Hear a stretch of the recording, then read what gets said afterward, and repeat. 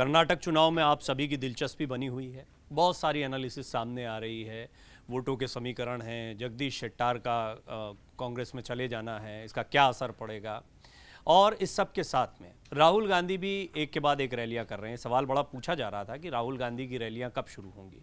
भारत जोड़ो यात्रा के दौरान सबसे ज़्यादा समय उन्होंने कर्नाटक में दिया था, लिहाजा ये सवाल बहुत लाजमी है कि वहाँ पर जो भी लोग उनके साथ चले थे, डी शिव कुमार की जो भी तैयारियाँ थीं, क्या उसको वोटों में कांग्रेस परिवर्तित कर पाएगी। इस पर बातचीत करने के लिए राजनीतिक विश्लेषक के तौर पर शिवम त्यागी मेरे साथ मौजूद हैं और वरिष्ठ पत्रकार प्रेम कुमार जी भी मेरे साथ मौजूद हैं। आप दोनों का बहुत बहुत स्वागत है।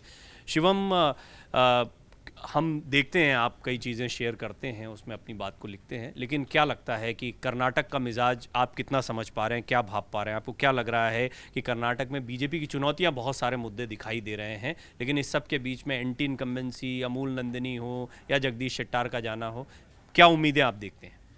देखिए, आप तो सभी चुनाव बहुत अच्छे से कवर करते हैं। आपने वेस्ट बंगाल का चुनाव देखा होगा। वेस्ट बंगाल में यही कुछ स्थिति जो है ममता बनर्जी के साथ हुई थी। वहाँ पर सबसे पहले तमाम नेता चले गए, बैक टू बैक नेता जाने के बाद एक माहौल ऐसा बना और बीजेपी की जिस तरीके से प्रेजेंस वहाँ पर रही, तो सबने देखा कि पहले अर्जुन सिंह चले गए, फिर उनके जो एक सांसद हैं वो चले गए, फिर उसके बाद उनके प्रदेश अध्यक्ष चले गए, तमाम लोग वहाँ से गए।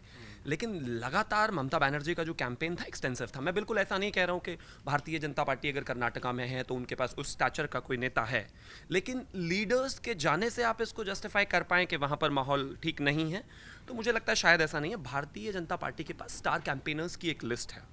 जैसा पोलराइजेशन की बात हुई, हाँ बिल्कुल कहीं ना कहीं अफेक्ट करता हुआ तो नजर आ रहा है।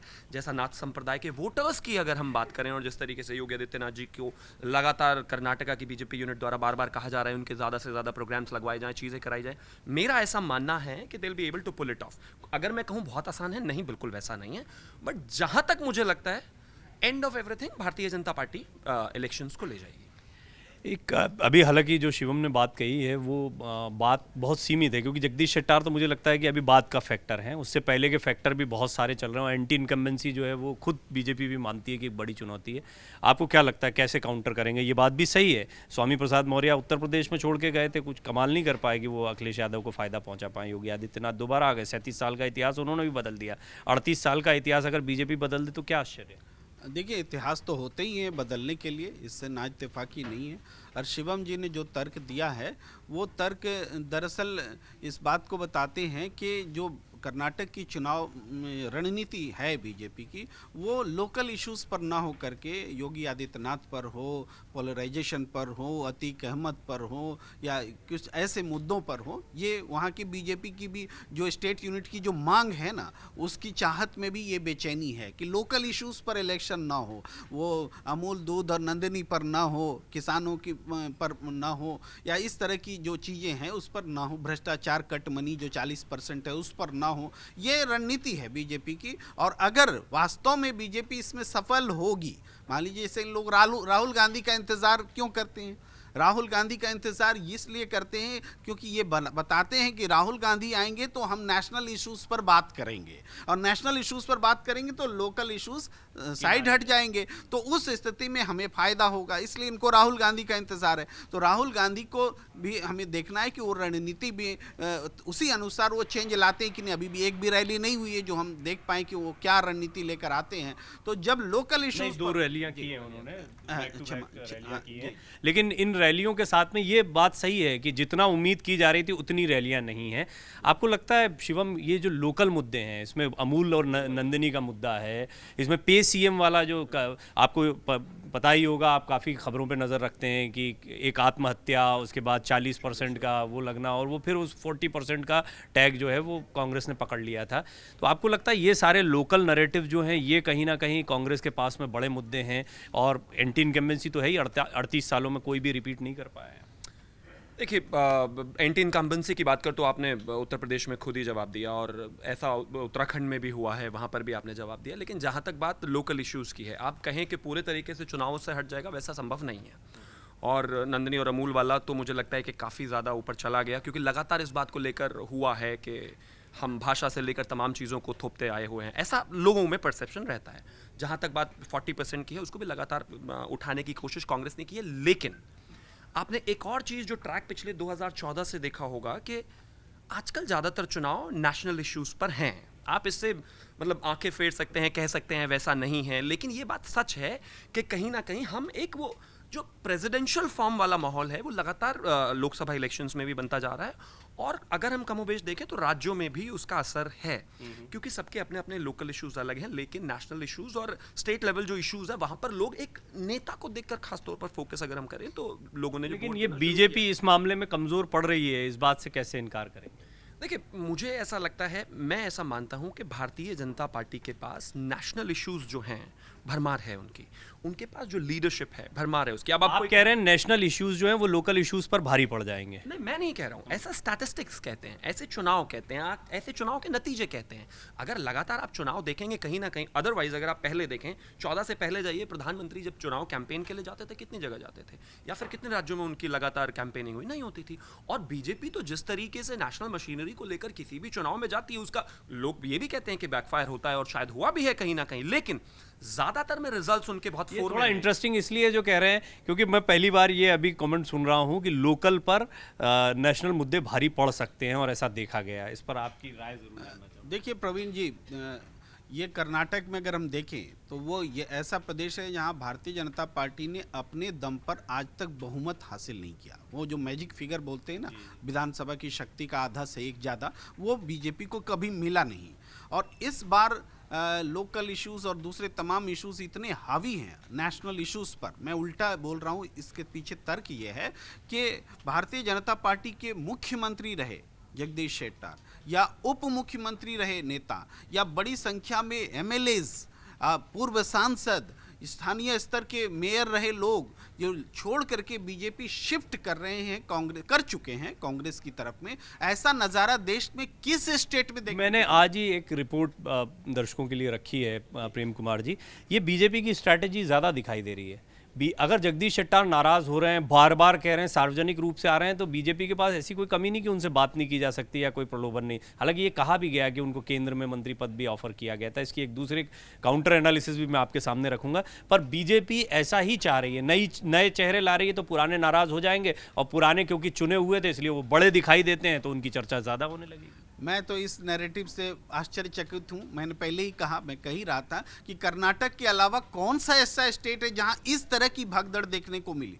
आपको याद होगा हिमाचल में एक एमएलए का उम्मीदवार जबरदस्ती चुनाव लड़ रहा था, प्रधानमंत्री जी उनको रोक रहे थे, ऐसा एक वीडियो वायरल हुआ था फोन में, तो उसके बाद वो नहीं संभव हुआ। वो प्रतीकात्मक था। उस एक, हालांकि बहुत मार्जिन कम था कांग्रेस बीजेपी के बीच में हिमाचल में, लेकिन फिर भी बीजेपी की जो बढ़त थी उसको पाटते हुए हल्का मार्जिन भी कांग्रेस ने लिया तो वो बड़ा गेन था। वो एक उदाहरण था। लेकिन यहाँ तो उदाहरणों की भरमार है, और इसको पलट करके बोलना कि अरे जाने दो, इसको तो हम चाहते ही थे, चले जाओ, है ना, और हम तो जीत ही रहे, ये एक नैरेटिव सेट करना है। दरअसल ऐसा एग्जाम्पल है ही नहीं कि जिस तरह की बसवराज बोम्मई खुद कह चुके हैं कि मनाने की कोशिश की गई, बड़े नेता हैं, रोकना चाहते थे, बड़ा पद ऑफर किया गया परिवार से किसी को। ये भी एक एनालिसिस, जो मैं कह रहा था कि एक और एनालिसिस है वो भी मैं रखूंगा, वो काउंटर एनालिसिस है। जगदीश शेट्टर हवा का रुख भाप गए हैं, लिंगायत नेता की ज़रूरत कांग्रेस को इस बात को भाप गए, एक बड़ा वैक्यूम क्रिएट था, और अगर लिंगायत नेता कांग्रेस के साथ में जाता है तो बीजेपी की हार सुनिश्चित हो जाएगी, ऐसा जगदीश शेट्टर को लगता है। इस पर आप क्या कहें? देखिए, कोई ये कहे कि किसी बड़े नेता के जाने से नुकसान नहीं होता तो जाहिर है ये गलत बात है, और मैं बिल्कुल इस बात को मानता हूँ। जैसा कि बसवराज बोम्मई ने कहा कि जिस तरीके से जगदीश शेट्टर गए, हमने उनको कहा, मनाने की कोशिश की, बात की, लेकिन बावजूद उसके उनको लगता है कि उनका ज़्यादा बेहतर भविष्य वहाँ पर है। और जब प्रदेश अध्यक्ष, उप मुख्यमंत्री, मुख्यमंत्री लेवल का कोई भी नेता जाता है तो इसमें कहीं कोई दो राय नहीं है।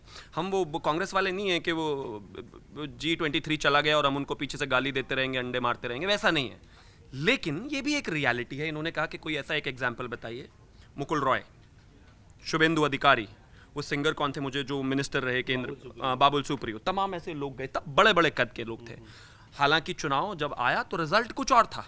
अब ऐसा तो नहीं है कि शुभेंदु अधिकारी ने हवा का रुख नहीं भापा था, या मुकुल रॉय ने नहीं भापा था, या बाबुल सुप्रियो ने नहीं भापा, और ये तो बहुत छोटी सी लिस्ट है। इसके अलावा करीब 25 नेता टोटल गए थे, और 78 विधायक थे जीत के बाद, हार के बाद भी गए। लेकिन उसका वो कोई आप कहते हैं कि एकदम वो 100% फर्मेंटेड रूल है कि ऐसा ही है। जगदीश शेट्टर को ऐसा लगता होगा, बिल्कुल कहीं दो राय नहीं है। मैंने तो स्वामी प्रसाद मौर्य का भी खुद एग्जाम्पल रखा जा लग रहा था। और पश्चिम बंगाल को लेकर जरा आपकी कड़वी याद है, क्योंकि आपकी एनालिसिस कुछ और थी, आपको भी लग रहा था कि वहाँ पर जो है कुछ बदलाव हो सकते हैं।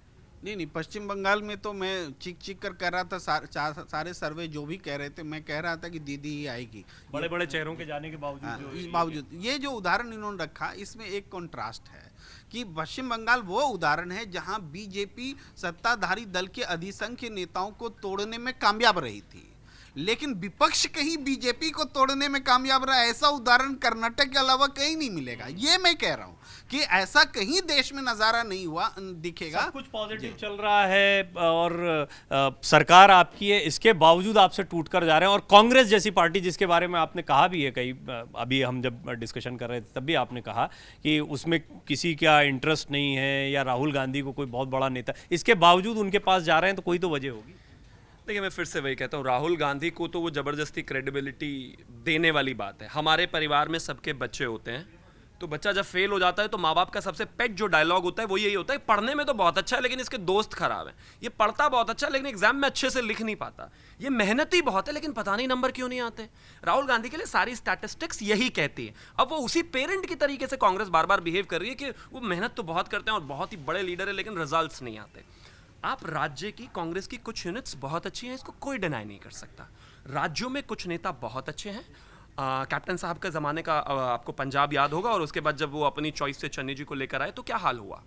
छत्तीसगढ़ में भी आपको पता है कि 2 खेमे थे, एक खेमा सुपरसीड करता गया, दूसरे को जब चाहिए थी तो उनको नहीं मिली, लेकिन मैं फिर भी मानता हूँ कि यूनिट कहीं ना कहीं पुल ऑफ करने में कामयाब रही। राजस्थान में भी जब पायलट जी और गहलोत जी का टसल हुआ तो उसके बाद तमाम चीज़ें हुई और पायलट जी को एक खेमा और कोट अनकोट बहन जी की तरफ से समर्थन था, लेकिन ऐसा वहाँ के मुख्यमंत्री ने नहीं होने दिया, यूनिट ठीक ठाक चली। राहुल गांधी, अगर मैं बात करूं, कांग्रेस के लिए एक लाइबिलिटी है। हाँ, वो अलग बात है कि लोग उसको ओपनली कभी नहीं कह सकते। अब एक और चीज पर आ जाता हूं, आपने कहा नेता नहीं, पर ये इंपॉर्टेंट पॉइंट है, इस पर एक कमेंट चाहूंगा। राहुल गांधी क्या ताकत है कर्नाटक में कांग्रेस की, या जैसा आपने कहा कि हो सकता है लोकल इश्यूज से ध्यान न भटके इसकी स्ट्रैटेजी? जो फिजा बनी है उसको बनाने में राहुल गांधी का योगदान है और इसको मान नहीं रहे लोग। भारत जोड़ो यात्रा जो शुरू हुई है उसके बाद पूरे देश में फिजा बदली, और जब राहुल गांधी का हम मूल्यांकन करते हैं तो हमें 2019 से पहले वो अध्यक्ष बने थे और 19 में उनको इस्तीफा देना पड़ा, तो वहाँ के आगे हम उनकी टेन्योर को देखें और वो दौर बहुत ख़राब दौर था जब पार्टी का कोई अध्यक्ष भी नहीं था और हाल में मल्लिकार्जुन मिले हैं। तो हम ये कह रहे हैं कि राहुल गांधी ने इस दौरान जो चुनाव लड़े या बिल्डअप करने की कोशिश की अपनी पार्टी को सबसे बुरे दौर में, तो उसमें उनको सफलताएं मिली। राजस्थान का उदाहरण शिवम जी दे रहे हैं कि राजस्थान बीजेपी के हाथ से क्यों गया, क्योंकि वो वसुंधरा राजे को नहीं संभाल पाए, और आज भी वसुंधरा राजे बीजेपी के लिए जो है बड़ा फैक्टर है। अगर उनको आप चेहरा नहीं बनाएंगे तो वो आपके अगेंस्ट में है खड़े, हाँ, काम बिगाड़ देंगे। और उससे छत्तीसगढ़ में देखिए, छत्तीसगढ़ में आपने रमन सिंह को जिस तरीके से बीजेपी ने अलग किया, आज तक कोई दूसरा चेहरा नहीं दे सके। आज कांग्रेस अगर जीतेगी इसलिए कि आपके पास कोई चेहरा नहीं है वहां, ये दोबारा अगर रिपीट करें तो हम इसको चर्चा को समाप्त करें। देखिए, अब वो तो कांग्रेसियों को तय करना है कि एक तरफ कहते हैं कि कहीं चेहरा नहीं देते, हर जगह प्रधानमंत्री का चेहरा बनाते हैं और चुनाव जीत लेते हैं। अब यहाँ पर कह रहे हैं कि छत्तीसगढ़ में चेहरा नहीं दिया तो इसलिए हार जाएंगे। वो तो इनको तय करना है कि वो कैसी एनालिसिस करते हैं, नंबर 1। नंबर 2, जहाँ तक बात राजस्थान की है, मैंने तो खुद एक्सेप्ट किया कि कांग्रेस के पास राज्यों में अभी भी अच्छे नेता हैं, लेकिन आप समन्वय नहीं कर पाते। आप देखिए, घर की लड़ाई घर तक रहे अच्छा रहेगा, लेकिन सड़कों पे आएगी तो फायदा उठेगा। आपने देखा पायलट का क्या हाल रहा, आपने देखा किस तरीके से चीजें बाहर आई। ये विषयांतर हो जाएगा क्योंकि मुझे लगता है कर्नाटक के बाद में कुछ बड़े फैसले होंगे, ऐसी मेरी भी एनालिसिस है, तो इस पर अभी रुक कर चल रहे हैं। आप जो इन्होंने कहा ये बात बहुत अच्छी कही है, मैं इत्तेफाक रखता हूँ कि जब प्रधानमंत्री मोदी का चेहरा है तो कह देते कि जहाँ देखो हर मल्लिकार्जुन खड़गे साहब ने कितना बड़ा बयान दिया था, बहुत बवाल हुआ था कि हर चुनाव में इन्हीं का चेहरा रहे, और फिर आप चेहरे की भी बात। देखिए, चेहरा शब्द मेरे मुंह से जरूर निकला है, लेकिन यहाँ नेतृत्व की बात है कि छत्तीसगढ़ में जिस जो लोकल लीडरशिप था रमन सिंह का, वो खत्म करने के बाद में पार्टी दूसरी लीडरशिप नहीं खड़ा कर पाई। मैं यहाँ ये कह रहा हूँ, आप शेट्टार वाले मसले से जोड़ रहे हैं या किस मसले से जोड़ रहे हैं? आप देखिए, कर्नाटक में भी जो स्थापित चेहरा था उसको अलग कर देना, येदियुरप्पा को अलग किए, शेट्टार को भी आपने अलग कर दिया, मजबूर कर दिया कि पार्टी छोड़ दे, फिर येदियुरप्पा को ले आए। तो ये जो वहाँ जो स्थिति है वो एक संगठनात्मक है, लेकिन बीजेपी कह सकती है कि हम तो बिना चेहरे के गुजरात भी जीत लेते हैं, ये हम पूरा मंत्री परिषद बदल लेते हैं, इतना मेरा मादा है। गुजरात का तो वो चेहरा है मोदी जी, इसमें कोई एक शॉर्ट कमेंट शिवम आप। मैं तो बस इतना ही कहता हूँ प्रेम जी के लिए कि अगर बात निकली है मुझसे तो दूर तक जाएगी और बीजेपी वहां सरकार बनाएगी। लिंगायत के सबसे बड़े नेता वहां पर बीएस येदियुरप्पा हैं। 50 सीट अगर बीजेपी क्रॉस कर ले कर्नाटक में तो मैं शिवम जी के साथ आज खड़ा हूँ, फिर डिबेट में खड़ा रहूंगा। बुरे वक्त में ऐसी बातें निकल ही जाती हैं 50 मुंह से से। ज्यादा बीजेपी की सरकार बन रही है, 50 से ज्यादा सीटें नहीं लाएगी। तो ये एक चर्चा थी। आपके कमेंट्स बहुत जरूरी हैं। आपको क्या लगता है, कर्नाटक में क्या राहुल गांधी की भारत जोड़ो यात्रा का असर होगा, शेट्टार के कांग्रेस में जाने का असर होगा, या फिर बीजेपी की जो अपनी रणनीति है येदियुरप्पा को लाने की, इसका असर होगा? क्या आपको लगता है? आप अपने कमेंट जरूर करें। मन से उजाला कर चले, मन से